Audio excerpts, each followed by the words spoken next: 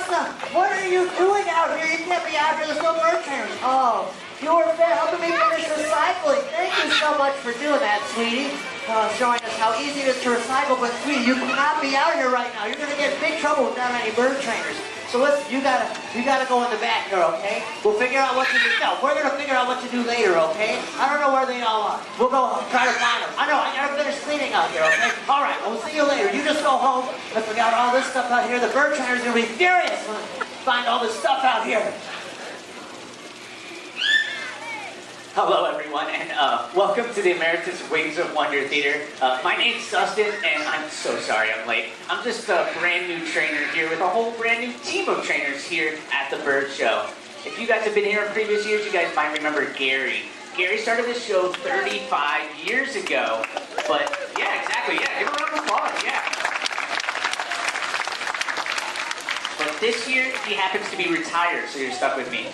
Yeah, but we have really big shoes to fill, and we look forward to filling them. And we're going to do that by showing you birds from all around the world, and some really cool and unique adaptations as well. You guys might be familiar with our first one. It's actually called mimicry, and that's the ability of birds and animals to copy sounds that they hear in their environment. So a bird might copy the sounds of other birds or predators out in the wild, but when they're around people, they might sound a little bit different. And Mallory and Coco are going to tell us all about that. I'm Mallory, and this is Coco. A yellow-named Amazon parrot. There we go. She's going to make her way on out here. Right now, she's just making all kinds of fun noises because she's really excited to show you guys what she can do. Hi, Coco. Oh, she's on edge. Hi, Coco. Hello? Hello? Hello? Hello? Hello? Hello? Good job. So Coco here has favorite hobbies. She enjoys movies. Her favorite is about a boy who was raised by apes. So you may know him as Tarzan. Tarzan? Oh, she had a sunflower seed in her throat, I think, that time. She also really likes looking for aliens and flying saucers. Flying saucer? There we go. She's also a fan of the Reds. She's been down to the stadium a couple of times, and her favorite time is when everybody stands up and sings her favorite song.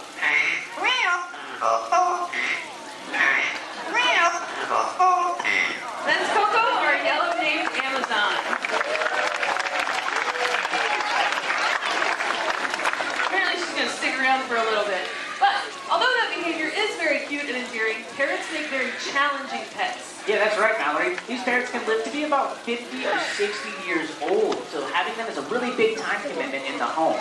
And then taking out to the ball game sounds really good during the 7th inning stretch, but not so much at 5 a.m. in the morning, every single morning. And they have those beaks too. Their beaks are continuously growing, and they're made out of keratin, the same thing that our hair and nails are made of. And just like we have to trim our hair and our nails, they have to trim their beaks. And they do that by chewing on things. And when they're in the home, that can be your furniture, your laptop, anything you have laying around, so anything they can get a hold of.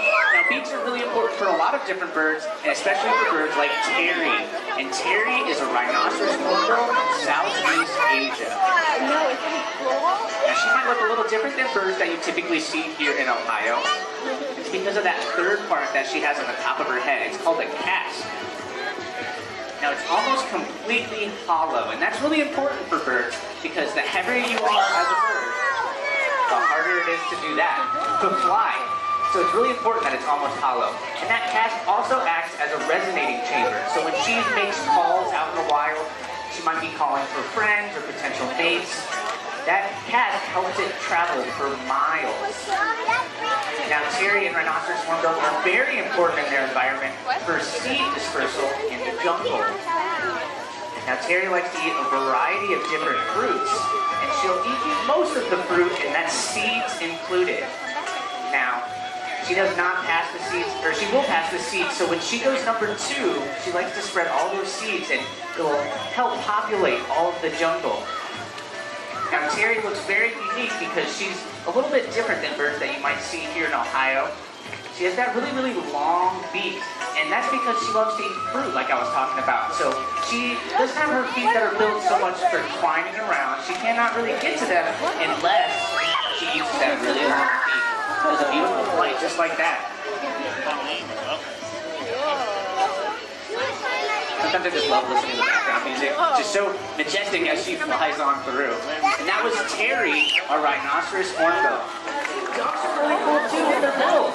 They can go down to local lakes and ponds, and they use their bills to eat vegetation and plants. Now, this is Donald and Harold here, and I'm feeding them some of their favorite treats, and this happens to be worms. Now, a lot of people will see them down by the local lakes, and they want to feed them things like bread. Now, I'm Bread! here to that No bread! is the best No thing bread! for You them. guys stop And- giving them bread! Here, bread's bad for their bellies. You're giving these worms. They're giving these worms better for What? them. I was feeding them worms, What? Bob. Oh, well, who are you? Where's Gary? Gary! Where's Gary?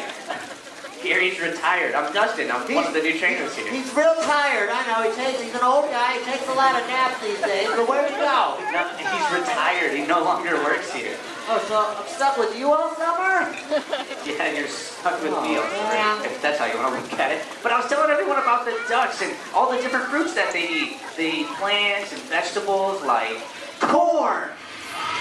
Oh, man. Ducks like corn. yeah, they like corn and peas too. Maybe even black-eyed peas. No kidding. But that's a legume, Bob. You have to cook it first. But no limp biscuit. Wait. No limp biscuit. Back to the belly. That's going. And no meatloaf. They're running from the meatloaf. Please no meatloaf. Please, no meatloaf. Well, I wanted to talk about the duck's feet before they ran off with Bob, but we'll talk about them anyway. So in between their toes is a thin layer of skin. It's called webbing, and they use it so when they travel around in the water and they're looking for their Water! Get your water here.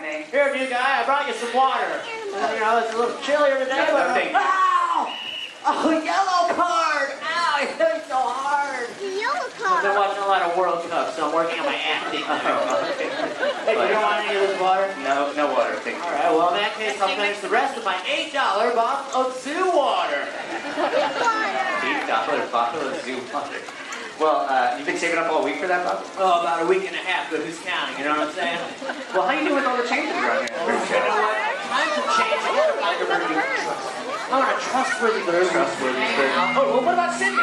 Oh, what's a Sydney? Sydney is a sulfur-cresting cockatoo. They're a very trustworthy bird. Really? Yeah, they are together as flocks, and they like to eat a variety of fruit. So when they're together as a flock foraging in a tree, they might go to the very top, and they have one that is a lookout for the rest of them to make sure that no funny business is happening behind them. Hey, Predator, you're at the center of the funny business. Give me that backwards. I'm sure you're just trying to help out. Oh, that's so nice. Give me that back. Get down here. You're going to hurt yourself. Well, you know what? Maybe he went down this hole right here. Think I'm flying over. He's down here if I reach real hard. Hello? Oh, maybe he's somewhere. Whoa! That's not a bird. You're right, that's not a bird. That's a skunk, and that's Fritz. He's a striped skunk.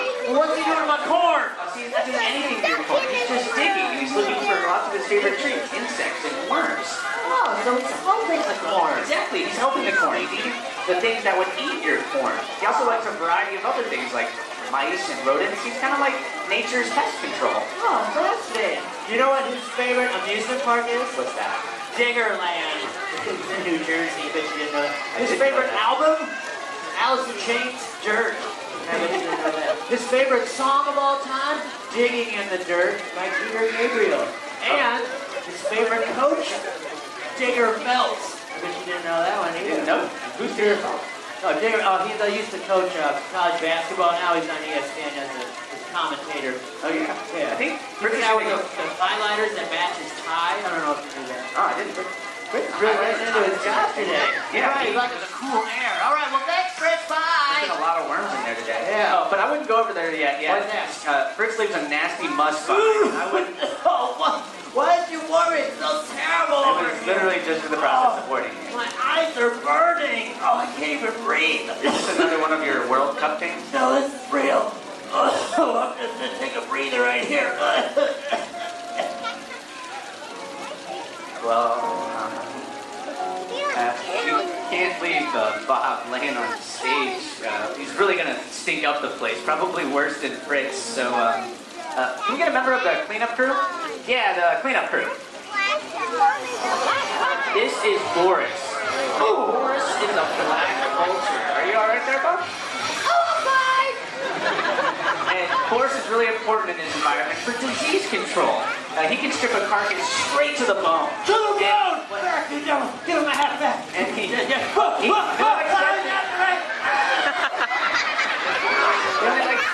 Just look alive, Bob. Well, what I was trying I'm gonna tell you guys about is he's a black vulture. He's almost completely black and he has white wingtips. And this is important because being around all those dead and decaying carcasses, he's around a lot of parasites and bugs. But with those black wings, he can sit out in the sun and heat up his feathers just enough that those bugs don't want to be on him any longer. So then he can pick himself clean. And so that's very important that he's that color. All right. Sunday. Let's do some training. All right, I'm ready to do some training now. What are you wearing? Well, listen, I've seen you guys work with the birds before, and you're wearing gloves. So I figured I'd wear a couple pairs of gloves in case I want to, work with the birds. And after that, running with Morris, they need a little extra protection here. Well, so we wear gloves let's train. to work with things like hawks, owls, and eagles. And you want to help with the next animal? Yeah, that'd be great. You don't need any of that stuff. Well, that's all right. A little extra protection can go a long way. That's fine. In case there's like hot logs around, I can hold those too. Well, let's. I think there's some food around here. Oh, right here. So I'm gonna give you this. Okay. This is our next guest's favorite food. It's mealworms, and that's a cue for some birds to come out. But we're not gonna do that. We're gonna stick up our right arm here, and our next guest's name is Anna. She's gonna come out of this hole right here behind you. Oh. You just when she flies out, when she does what we would like her to do, and something we like, we give them lots of their favorite treats, and hers is mealworms. So we're gonna get ready to meet Anna. Okay. And Anna here is a barred rock chicken. No chickens can fly, Bob. No, I guess I gotta let it go. My preconceived notions about chickens. Whoa. That's amazing. Wait, do I need these gloves for the chicken's really sharp talons? Oh yeah, see, that's what I was trying to tell you about. She doesn't have really sharp talons. Oh. They're made for a variety of different things. So I probably don't need all this. No, you don't need all that. All right, well, I'm gonna go in the back and get rid of it. I don't need all this stuff. Yeah, see, the chickens use their feet for a variety of different things. They dig through the sand to look for insects and bugs. And we also met the ducks, too. They have webbing in between their toes, so they use it as a rudder. So birds use their feet for a variety of different things. And then there's also macaws, too. Macaws use their feet to mainly climb around, like ring-wing macaws like Fiesta here. They're primarily seen in trees, and they actually blend in really well in their environment in those trees. Now, you wouldn't think of being very colorful camouflage, but we have to think about the environment that they live in. They live in Central and South America, so there's lots of fruits and flowers in those trees. So when they're climbing around like Fiesta and Rio, our hyacinth macaw are, they blend in really well, so predators don't really see them as a potential prey item. And they can use their feet almost like we can use our hands. You can see Rio showing off right now, and they'll use their beak to climb down as well. Huh, that's some fascinating stuff, big guy, but let me get this straight. I mean, you just started here, you're just learning these birds, and you got Fiesta climbing up this big boring vine here, and Rio climbing up and down this big boring big rope. I mean, it's just a regular rope. I think Gary Densler can climb up and down this rope. I mean, it's not very hard to do at all. Here's the thing. I've known these birds for a long time, and I happen to know Rio. He has a lot of mental potential that I have unlocked. I've gotten to do something way cooler than climbing up and down big, boring big ropes. Okay. Yeah, so let's review. New guy and Rio, big, boring thick rope, no audience response. But with Bob and Rio, I've got him to climb down the tiny little skinny rope.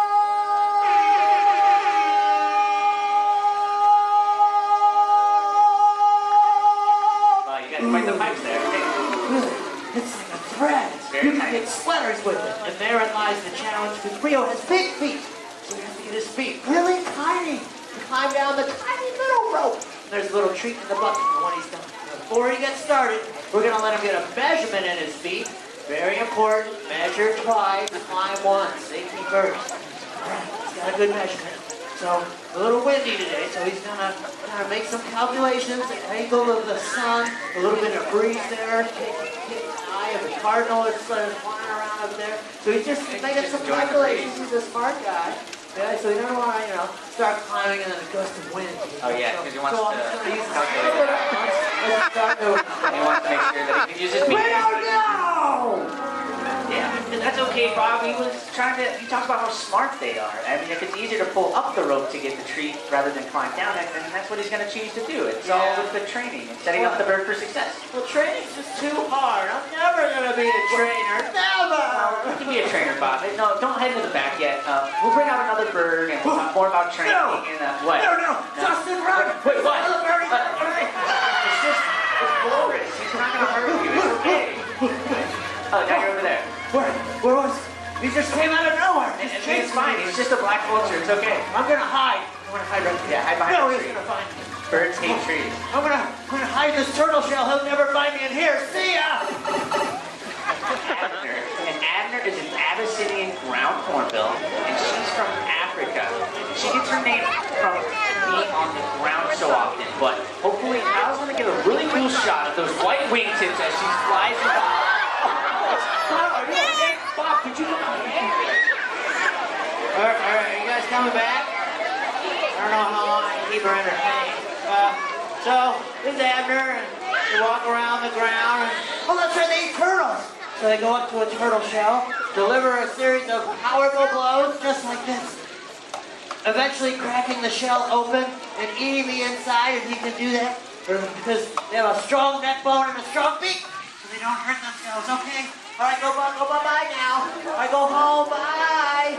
Bye-bye. She's real new, though. She's just learning, okay? She's learning. I mean, you can't get any worse than this, right? I need some help, though. Yeah, okay. Okay, can you take this right here? Okay. All right. And what am I doing with this? Just put it in the middle. In the middle. I think you're missing a part. Oh, I got it. And now, please, just get out of the way. All right. Okay, thank you. Okay, so this little girl, this is Gabby. And Gabby is a yellow-headed Amazon parrot. And she's just learning like that other little one that we saw. So one thing that she's learned how to do, can you give kisses? More kisses? Yeah, there's a couple of kisses. Nice job. She also likes a lot of the different animals here at the zoo. One of her favorites is right behind us here. The big the tiger. The tiger? There's a tiger. Okay. You also heard her do her other little thing she likes to do. She watches the same movies as Coco because they're neighbors. And she likes movies that have flying saucers and they shoot them. Laser beam. Yeah, that was a laser beam. And she's working on her manners. Can you be polite and say hello? Hello. There you go. But her favorite thing, she loves the opera. Did you know the Cincinnati Opera actually started here at the zoo? You take Gary Densler's tour, you're going to learn all about it. But she likes to sing the opera, but in front of a big crowd like this, she gets a little bit shy. So I usually start singing and she will take the solo. Here we go. Wah, wah, wah, wah, wah, wah, wah, wah. Very good. All right, Gabby.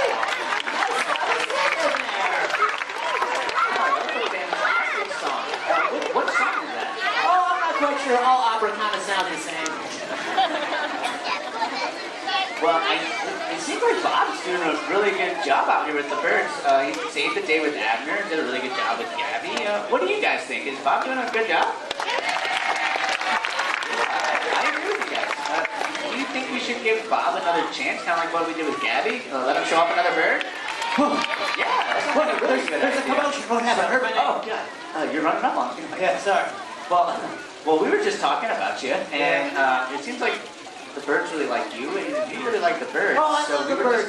And I've learned a lot from my time here. I've learned that birds play a really important part in a lot of our lives. Things like the food that we eat, air we breathe, and even the water that we drink. Yeah, absolutely. Look, what? So you got your water bottle back. My water bottle! I told you she was looking out for you. I think she just went and filled it up. Oh, and that looked like she was kind of thirsty and drank most of it and left me with some delicious backwash. You know, though, I am very thirsty. I need a drink. That gross water reminds me of all the chemicals that used to be in the water. Chemicals in the water! That was a long time ago, Bob. It was about 50 years ago. And it was a pesticide called DDT, which had a harmful effect on the bald eagle population. Actually, in 1970, there were only 4 bald eagle nests left in Ohio. But since then, DDT has been banned, and this year alone, we have over 200 bald eagle nests in Ohio. Oh, that's pretty good, Cindy. That's pretty exciting. That's gotta be the most exciting part, is we actually have the opportunity to show everybody one of these bald eagles. Really? Where? Well, we were talking, and we thought maybe you could show it. Me? Oh, man, that'd be awesome. Wait, so you're down for it? Oh, I'm totally down. All right, yeah, so let's do this. Sydney needs to go home first. Oh, okay, you gotta go I don't home. think they'll be friends. Go home. Go home, bye. Bye-bye. You just gotta go out there, bye-bye. Very breezy out. She wants to be out. Oh, yeah. Yeah. Sulfur crested cockatoos also talk a lot with their the crest they have on their head. So she's just expressing herself. She's very excited to be out in this nice weather. There you go. See you later. Bye. Maybe bye. There you go. Bye-bye. Oh, there she goes. And then, so now you need to look the part. So lose the hat. Okay. And we don't wear hats. And then we need to get you a bird show shirt. So do we have a bird show shirt in the bed? There. Yeah. Oh, ready. How long have you been wearing it? I've been wearing this shirt for 10 years. They gave it to me by mistake my first day, and I haven't taken it off. Ready for this moment. Well, I'm glad you were ready for it. And we're just missing the last part we need a glove to catch him with. And, like this one right here. Oh. Oh, and Bob, I have to tell you. What? This is Gary's old glove. The glove of Gary. Oh, what? Oh, it still smells like Gary. Weird. We're gonna go to the corner of the stage here. So Sam, the bald eagle, is gonna fly in up the hill where you see Zach. Hi All there, you Zach. need to do is hold your arm out just like that, and then Sam's gonna land right here. Okay. All right. Whenever you're ready. All right. Have a big moment. 3, 2, 1. Let's do it.